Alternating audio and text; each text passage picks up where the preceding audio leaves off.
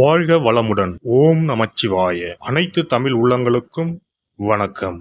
எதிலும் நிதானத்துடனும் பொறுமையுடனும் செயல்பட்டு வெற்றி காணக்கூடிய மகர ராசி அன்பர்களே, இதுவரை சுகஸ்தானமான 4ஆம் ராசியில் இருந்து வந்த குரு பகவான் சித்திரை மாதம் 18ஆம் நாள் முதல் புத்திரஸ்தானமான 5ஆம் வீட்டில் சஞ்சாரம் செய்ய இருக்கின்றார். புத்திரஸ்தானத்தில் இருக்கின்ற குரு பகவான் தான் நின்ற ராசியில் இருந்து 5ஆம் பார்வையாக கன்னி ராசியான பாக்கியஸ்தானத்தையும், 7ஆம் பார்வையாக விருச்சிக ராசியான லாபஸ்தானத்தையும், 9ஆம் பார்வையாக மகர ராசியான ராசிஸ்தானத்தையும் பார்வையிட இருக்கின்றார். குரு பகவான் 5ஆம் பார்வையாக பாக்கியஸ்தானத்தை பார்ப்பதால் வழக்கு சார்ந்த விஷயங்களில் தெளிவான முடிவு கிடைக்கும்.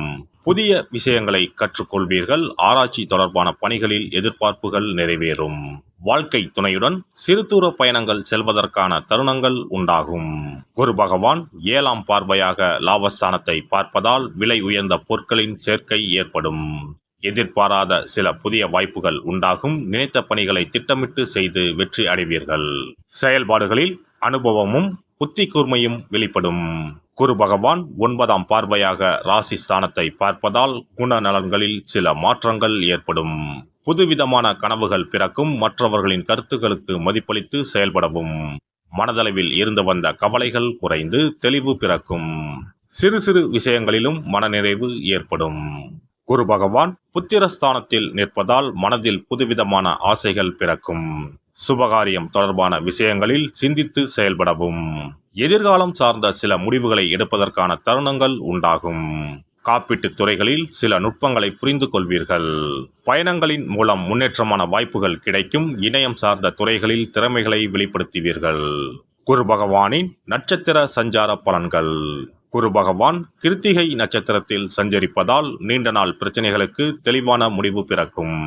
கொடுக்கல் வாங்கல் தொடர்பான விஷயங்களில் சில நுட்பங்களை புரிந்து கொள்வீர்கள். பூர்வீக சொத்துக்களின் மூலம் ஆதாயம் ஏற்படும். எந்த ஒரு செயலிலும் நிதானத்தை கடைபிடிப்பது அனுகூலத்தை ஏற்படுத்தும். குரு பகவான் ரோகிணி நட்சத்திரத்தில் சஞ்சரிப்பதால் சுபகாரியம் தொடர்பான எண்ணங்கள் கைகூடும். குழந்தைகளின் வழியில் மகிழ்ச்சியான செய்திகளும் சம்பவங்களும் நடைபெறும். கூட்டாளிகளின் எண்ணங்களை புரிந்து கொள்வீர்கள். நெருக்கடியான சூழல் படிப்படியாக குறையும். குரு பகவான் மிருகசிரீச நட்சத்திரத்தில் சஞ்சரிப்பதால் திறமைக்கு உண்டான மதிப்பு கிடைக்கும். கடன் பிரச்சனைகள் குறையும். பயணங்களின் மூலம் ஆதாயம் ஏற்படும். பொன் பொருள் சேர்க்கை தொடர்பான எண்ணங்களும் அதற்கான சூழல்களும் உண்டாகும். குரு பகவானின் வக்ரகால சஞ்சாரத்தின் போது ஜாமீன் விஷயங்களை தவிர்ப்பது நல்லது. கணவன் மனைவிக்கிடையே அனுசரித்து நடந்து கொள்ளவும். ஆடம்பரமான விரயங்களால் நெருக்கடிகள் ஏற்படும். பேச்சுக்களில் நிதானத்தை கடைபிடிப்பது நல்லது. பெண்களை பொறுத்தவரை மனதில் நினைத்த செயல்களை செய்து முடிப்பீர்கள். தோற்ற பொலிவில் மாற்றம் உண்டாகும். புதுவிதமான ஆடைகளை வாங்கி மகிழ்வீர்கள். வரவுகளின் மூலம் சேமிப்புகள் அதிகரிக்கும். தந்தை வழியில் ஒத்துழைப்பு கிடைக்கும். அலுவலகத்தில் உயர் அதிகாரிகள் சாதகமாக செயல்படுவார்கள். எதிர்பார்த்த சில சலுகைகள் கிடைக்கும். மாணவர்களுக்கு சிந்தனைகளில் தெளிவு ஏற்படும். விளையாட்டுப் போட்டிகளில் திறமைகளை வெளிப்படுத்துவீர்கள். முயற்சிக்கான அங்கீகாரமும் மதிப்பும் கிடைக்கும். முதுநிலை கல்வியில் எதிர்பார்த்த தருணங்கள் அமையும். உத்தியோகஸ்தர்கள் பணி நிமித்தமான சில விஷயங்களில் ரகசியம் காப்பது நல்லது. திறமைக்கு உண்டான மதிப்பு தாமதமாக கிடைக்கும். மற்றவர்கள் செய்யும் செயல்களால் உங்கள் மீதான பொறுப்புகள் அதிகரிக்கும். வழக்கு சார்ந்த விஷயங்களுக்கு பொறுமையை கையாளுவது நல்ல முடிவினை அளிக்கும். வியாபாரிகள் வியாபாரத்தில் அபிவிருத்திக்கான சூழல் உண்டாகும். வெளியூர் மற்றும் வெளிநாட்டு தொடர்புகளின் மூலம் ஆதாயம் அடைவீர்கள். உறவினர்களின் வழியில் ஒத்துழைப்புகள் கிடைக்கும். அரசு அதிகாரிகளிடம் சூழ்நிலை அறிந்து செயல்படுவது நல்லது. கலைத்துறையில் இருப்பவர்களுக்கு நினைத்ததை முடிப்பதற்கான வாய்ப்பு உண்டாகும். திறமைக்குண்டான மதிப்பும் அங்கீகாரமும் கிடைக்கும். மனதளவில் புத்துணர்ச்சியும் புதிய விஷயங்கள் சார்ந்த தேடல்களும் அதிகரிக்கும். சக கலைஞர்களின் ஒத்துழைப்பு கிடைக்கும். அரசியல்வாதிகள் வாக்குறுதிகள் அளிக்கும் போது சூழ்நிலை அறிந்து செயல்படவும். உடன் இருப்பவர்கள் பற்றிய புரிதல்கள் ஏற்படும். உடல் ஆரோக்கியம் தொடர்பான பிரச்சனைகள் குறையும்.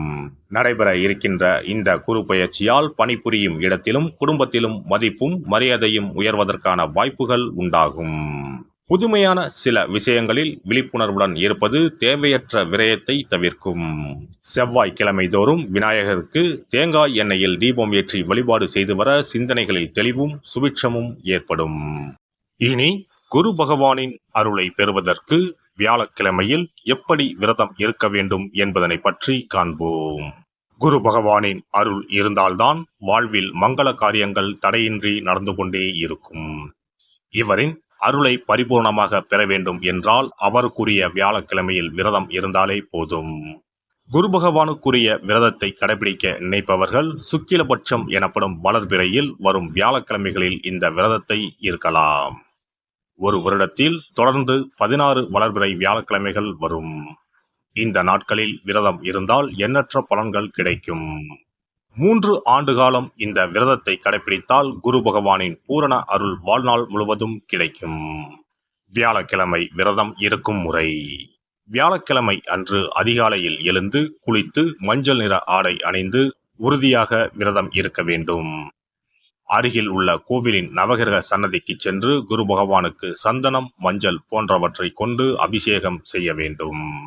பிறகு குங்குமப்பூ கலந்த பசும்பாலை கொண்டு குரு பகவானுக்கு அபிஷேகம் செய்து வழிபட வேண்டும். மஞ்சள் நிற பூக்கள் சாற்றி மஞ்சள் நிற இனிப்புகளை நைவேத்தியம் செய்து வழிபட வேண்டும். மாலை நேரத்தில் மஞ்சள் நிற இனிப்புகள், ஆடைகள் போன்றவற்றை வறுமை நிலையில் இருப்பவர்களுக்கு தானமளிப்பது நல்லது. இரவில் உப்பு சேர்க்காத உணவை சமைத்து சாப்பிட்டு வியாழக்கிழமை விரதத்தை நிறைவு செய்யலாம். குரு பகவானை வழிபடும் முறை. குரு பகவானுக்கு தேங்காய் எண்ணெய், நல்லெண்ணெய், நெய் ஆகிய 3ஐயும் கலந்து விளக்கேற்ற வேண்டும். குரு பகவானுக்கு ஏற்றப்படும் விளக்குகளின் எண்ணிக்கை 11 அல்லது 21 இருப்பது சிறந்தது. குரு பகவானுக்கு பிடித்த மலர்கள் முல்லை, மல்லிகை.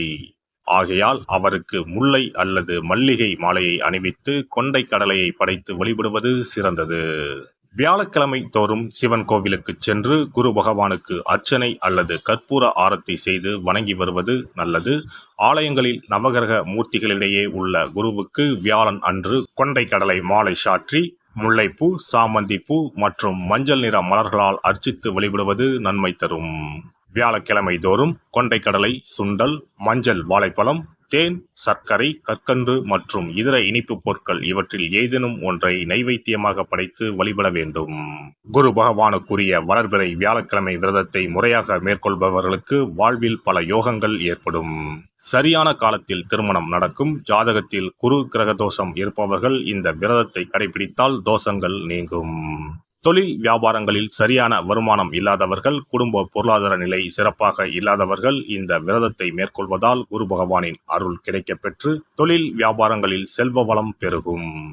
எல்லாம் வல்ல இறையருளால் நீங்களும் உங்கள் அன்பு குடும்பமும் உடல் நலம், நீலாயுள், நிறை செல்வம், உயர் புகழ், மெய்ஞானம் ஓங்கி வாழ்க வளமுடன்.